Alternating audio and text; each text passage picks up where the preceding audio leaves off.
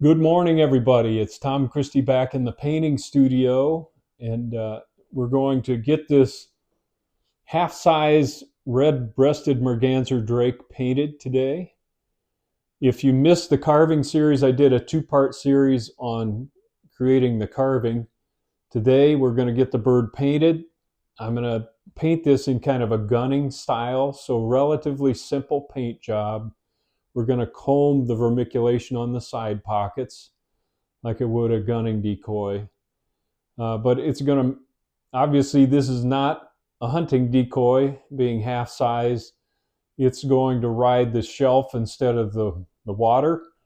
But I want to keep the paint job simple, clean, and gunning style.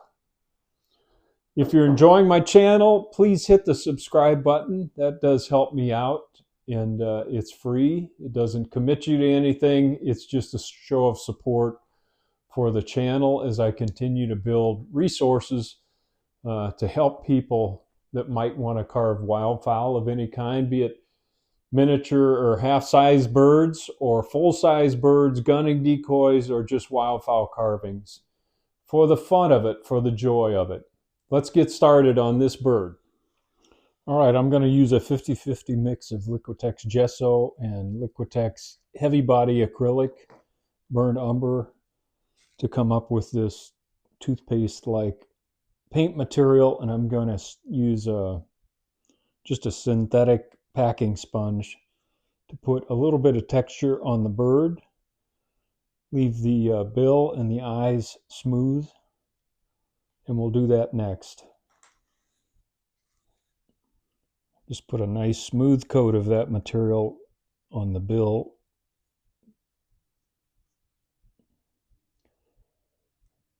And clear out the nostril there.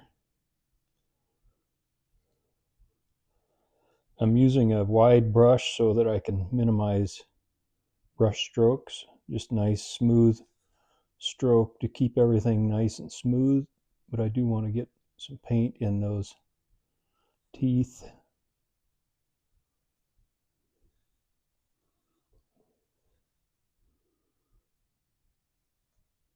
Without filling them up all the way either.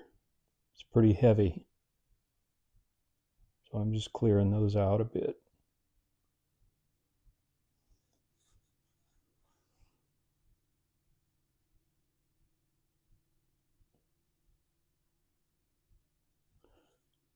Now I'm just gonna paint back to the crest.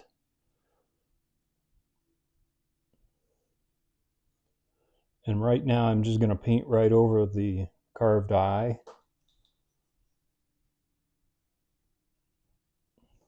But I do want to get a little paint in the grooves here leading up to the crest, so we can put some texture in that area.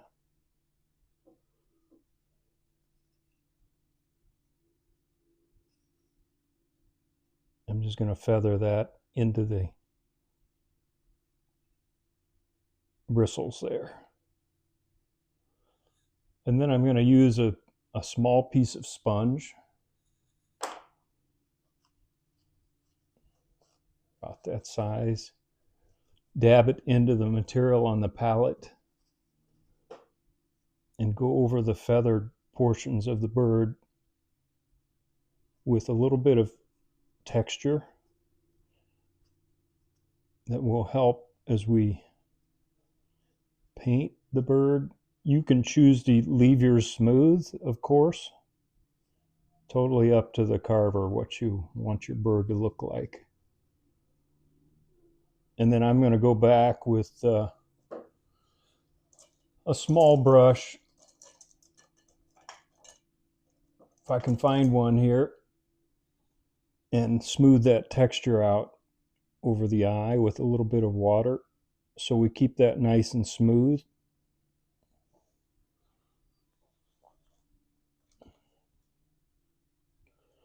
All right, I'm going to texture the entire bird and then come back. All right, I've got that textured, and now I want to comb the side pockets the side of the rump here, and the middle of the back, and the tail coverts. I'm going to use a finer comb on the middle of the back, the tail coverts, and down the side here, and then a heavier comb to give us a more coarse vermiculation look on the side pockets. So we'll do this back area first, and I've got a little angled brush, give me a little more control. Want to apply that right up to the primaries and leave enough material on there that the comb is going to leave comb marks in the paint to simulate that vermiculation. So right now I'm just kind of loading in some of this material. I don't want any gaps, so I'm loading it right up to the edge there.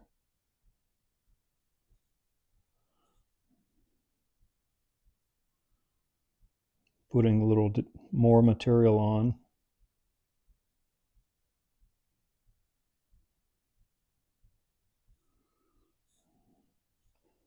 And then taking that right out to the coverts here. I'm going to try to do this area first, see how that goes. I've got a very fine comb, and I got this so long ago I couldn't even tell you where I got it.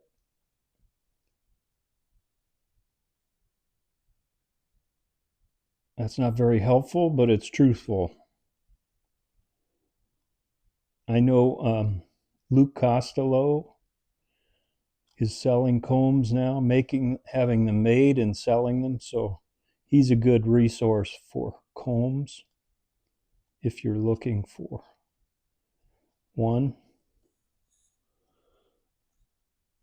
I'm wiping that material off so I don't load the comb up too much, especially a very fine comb like this.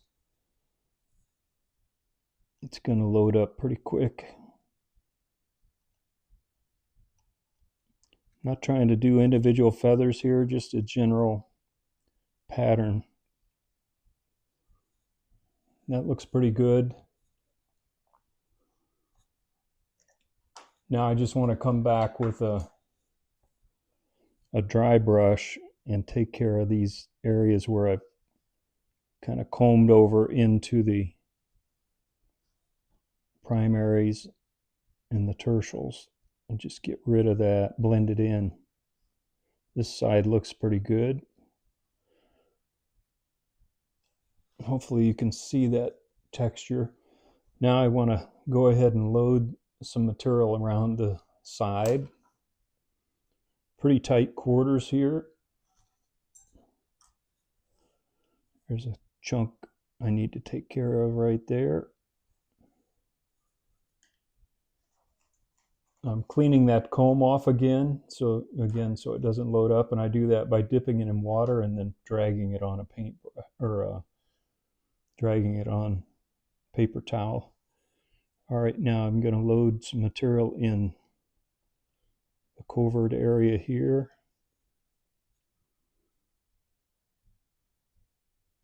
Again, make sure I have enough material to leave a mark, and then this vermiculation kind of starts down the side and then fades out underneath, so I'm going to thin that up in that area.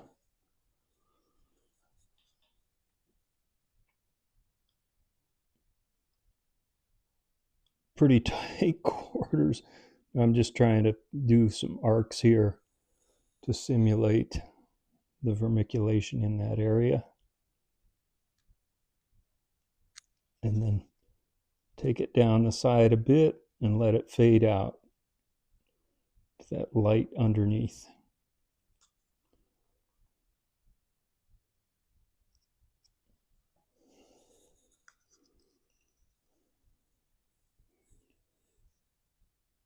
Okay, I'll do the same thing over here. Then we'll dry it with a hair dryer and then work on the side pockets. Working on the side pockets now, and I'm just loading some material on the side pocket.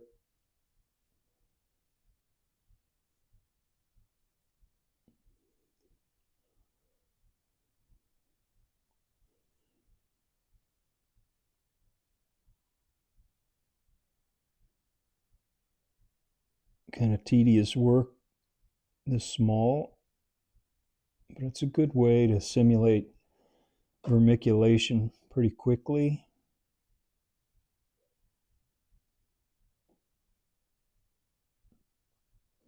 Going to fade that out a little bit, so leave it thinner down at the belly. Make sure I have enough material up here.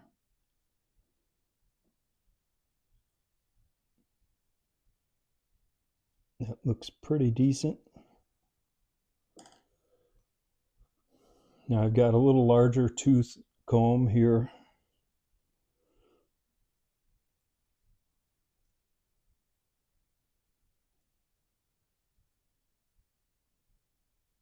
And again, not trying to do individual feathers, just do some zigs and zags.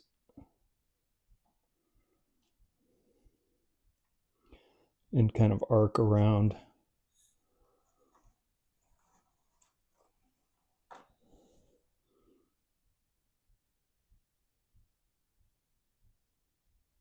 I'm overlapping where I was so that we don't leave a line between the passes of vermiculation.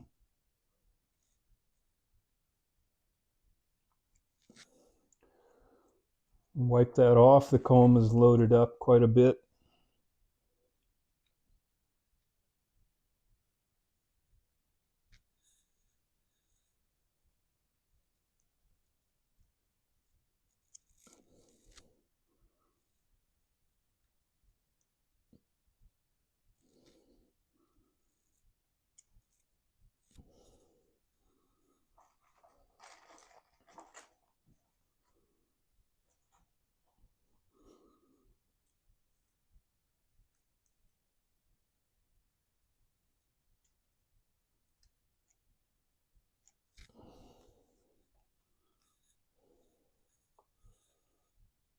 Hopefully you can see that.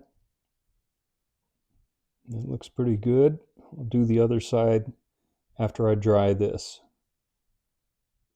It's just a quick look at the vermiculated areas in a little better lighting so you can see the texture.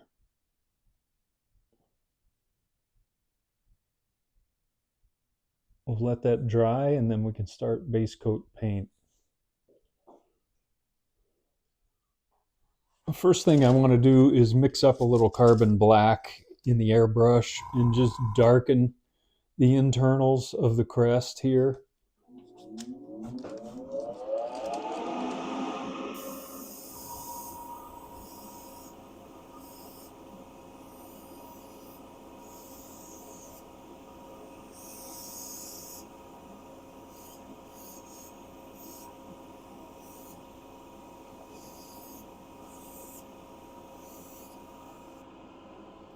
And I'll hit that multiple times until I'm confident that everything inside the three crests are black. Looks better already.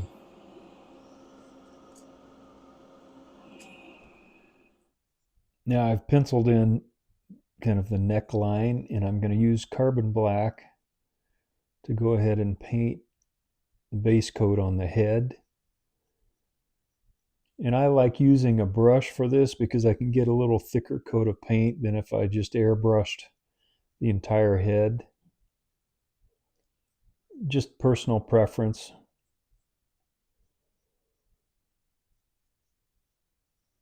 And I'm going to leave a soft line on this junction with the neck so I don't have a line to deal with later.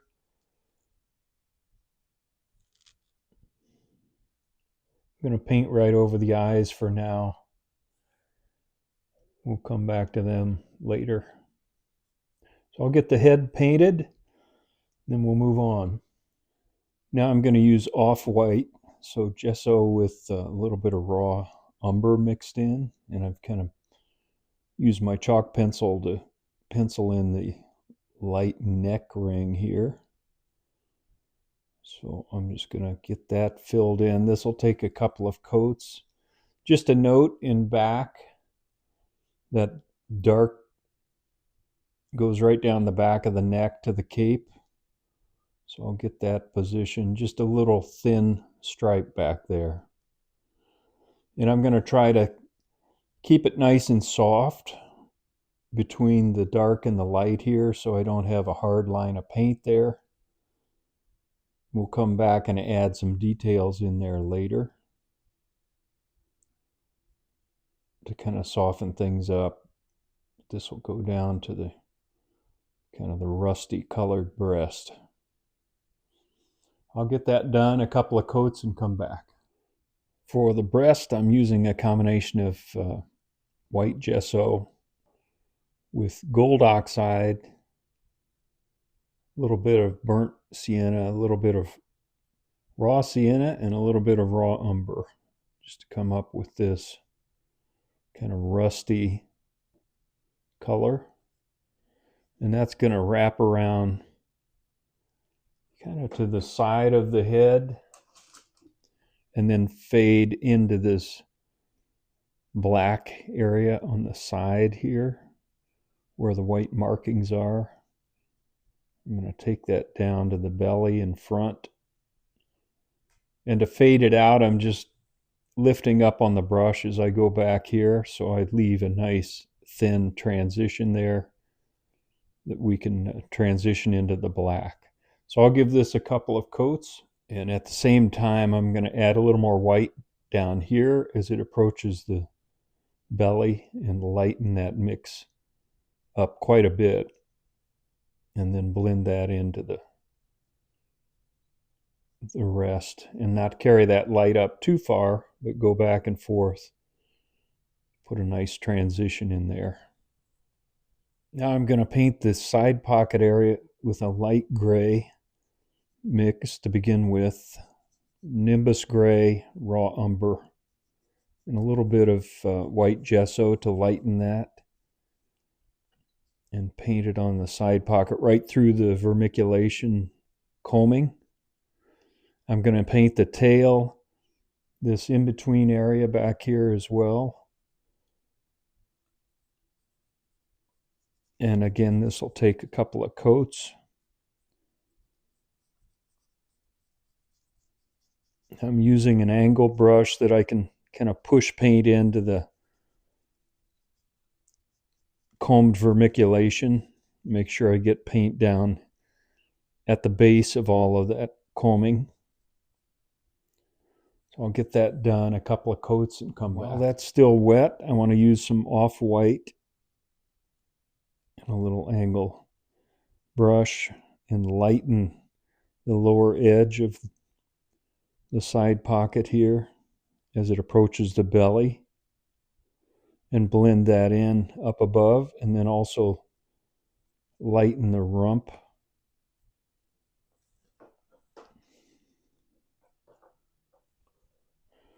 I also painted the underside of the tail that light gray color.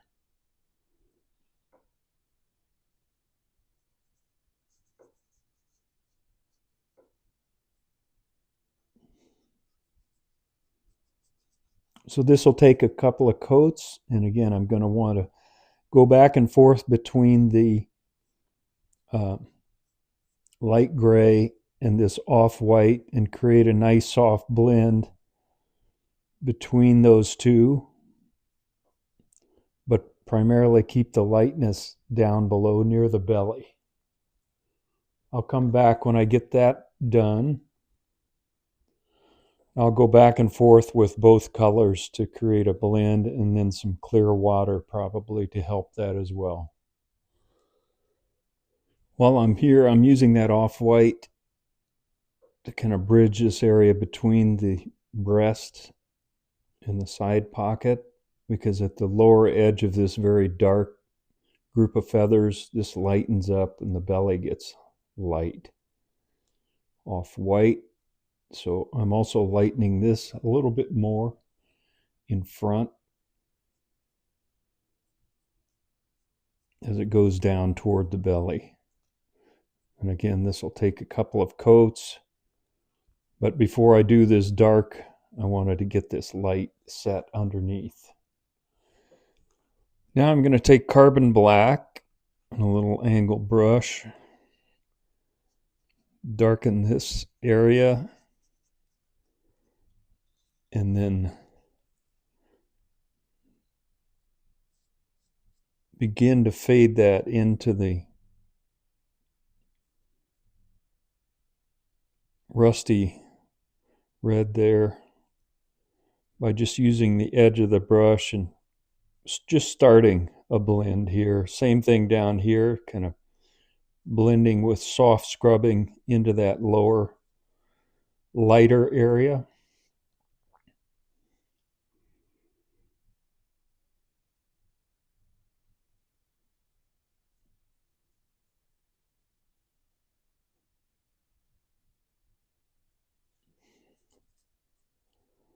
And then I'm going to paint the scapulars here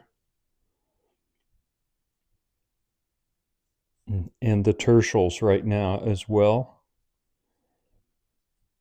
And the primaries will paint a different color. I'm going to paint the cape black and kind of blend that into the back of the neck there. So I'll get this painted, base coated, and then come back. I'm going to use burnt umber with just a touch of Nimbus gray to lighten that a bit and block in the primary groups.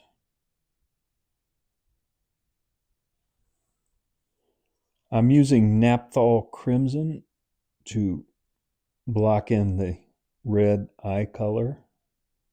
A couple of coats. Now I've got Norwegian orange with a little of that Naphthol Crimson mixed in. And I'm going to base coat the bill with that mix. Kind of this red-orange. Again, a couple of coats to cover. Here's just a quick look at the base-coated bird, just to give you a quick 360. So we've got base colors laid on, and in the next session, we'll start to do the detail work. All right, we'll complete session 1 there. In the next session, we'll add details to the bird and finish it up. And I hope you'll come back to see that. Just a shout out to everybody at the Ohio Decoy Show, the organizers of that show. Another fantastic show. I just got home, and so I'm back at the painting studio finishing this bird up. I've got still competition entries to do for the world, so I won't be posting too much for the next several weeks as I get those birds ready. The world competition coming up April 24th through the 26th in Ocean City, Maryland. I hope to see you there. All right, I'll be back. Thanks.